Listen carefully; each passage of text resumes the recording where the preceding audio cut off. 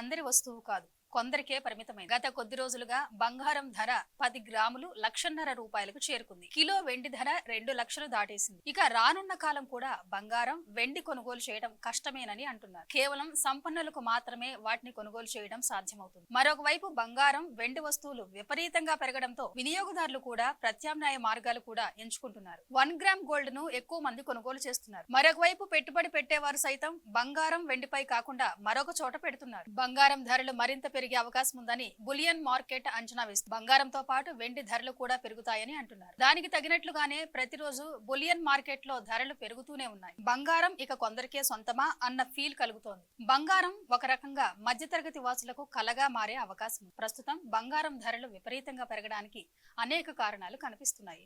అంతర్జాతీయ మార్కెట్లో ధరల వడిదుడుకులు, ద్రవ్యోల్బణం, డాలర్తో రూపాయి మారకం తగ్గుదల, విదేశాల్లో మాంద్యం, అమెరికా అధ్యక్షుడు ట్రంప్ నిర్ణయాలు, విదేశాలపై అమెరికా సుంకాలు, డాలర్ బలపడడం మెయిన్ రీజన్ గా బులియన్ ఎక్స్పర్ట్స్ చెబుతున్నారు. ఇక పెళ్లిళ్లు, శుభకార్యాలు కూడా మరో 2 నెలల పాటు ఉండవు.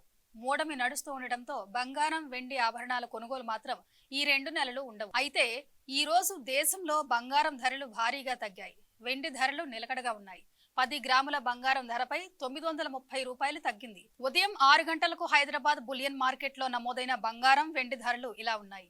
22 క్యారెట్ల 10 గ్రాముల బంగారం ధర 1,18,840 రూపాయలుగా నమోదైంది. 24 క్యారెట్ల 10 గ్రాముల బంగారం ధర 1,29,650 రూపాయలకు చేరుకుంది. కిలో వెండి ధర 1,99,900 రూపాయలుగా నమోదైంది. బంగారం, వెండి ధరలు ప్రతిరోజు మారిపోతున్నాయి. పసిడి ధరలు ప్రస్తుత స్థాయిల నుంచి వచ్చే ఏడాదిలో 15 నుంచి 30% పెరగొచ్చని ప్రపంచ స్వర్ణ మండలి WGC అంచనా వేస్తుంది. అమెరికా అధ్యక్షుడు డొనాల్డ్ ట్రంప్ విధాన నిర్ణయాలు విజయవంతమై ఆ దేశ వృద్ధి అంచనాలకు మించి రాణిస్తేనే పసిడి ధర దిగివచ్చే ఛాన్స్ ఉన్నాయని కొందరు విశ్లేషిస్తున్నారు. అయితే అమెరికాకే సుంకాల ఎఫెక్ట్ చూపిస్తుందని ఆర్థికవేత్తలు అంచనా వేస్తున్నారు.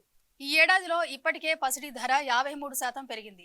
అమెరికా సుంకాలు, geopolitical effects, Russia Ukraine war నేపథ్యంలో సురక్షిత పెట్టుబడి సాధనంగా బంగారాన్ని చాలా మంది ఎంచుకుంటున్నారు. బంగారంలో భారీగా పెట్టుబడులు పెట్టేందుకు ఇన్వెస్టర్లు, సెంట్రల్ బ్యాంకులు ముందుకు వెళుతున్నారు. మరోవైపు కీలక వడ్డీ రేట్లపై అవి తీసుకున్న నిర్ణయాలు కూడా బంగారం ధరలకు ప్లస్ పాయింట్ అయ్యాయి. బాండ్లపై రిటర్న్స్ తగ్గడం, జియోపొలిటికల్ సిట్యుయేషన్స్ ఉద్రిక్తంగా ఉండటంతో వచ్చే సంవత్సరం కూడా గోల్డ్ వాల్యూ మరింత జోరుగా కొనసాగొచ్చని WGC అంచనా వేస్తుంది. పసిడి ధర పెరుగుదల గోల్డ్ ఈటీఎఫ్లు కీ రోల్ పోషిస్తున్నాయని WGC చెబుతోంది.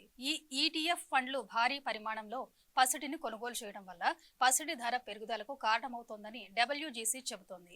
ఈ ఏడాది ప్రపంచవ్యాప్తంగా పసిడి ఈటీఎఫ్లోకి $77 బిలియన్ పెట్టుబడులు వచ్చినట్లు WGC చెబుతోంది. అంటే దాదాపు 700 టన్నుల పసిడిని ఫండ్ సంస్థలు తమ హోల్డింగ్స్ లో పెట్టుకున్నాయి. భవిష్యత్తులోనూ పసిడి ఈటీఎఫ్లోకి పెట్టుబడులు మరింత పెరిగే అవకాశాలున్నాయి. ఇది పసిడి ధరపైన ప్రభావం చూపుతుందని WGC అంటోంది. అమెరికా వృద్ధి గాడిన పడి డాలర్ బలోపేతమైతే పసిడి ధర దిగివచ్చేందుకు అవకాశాలు ఉన్నాయని WGC భావిస్తోంది.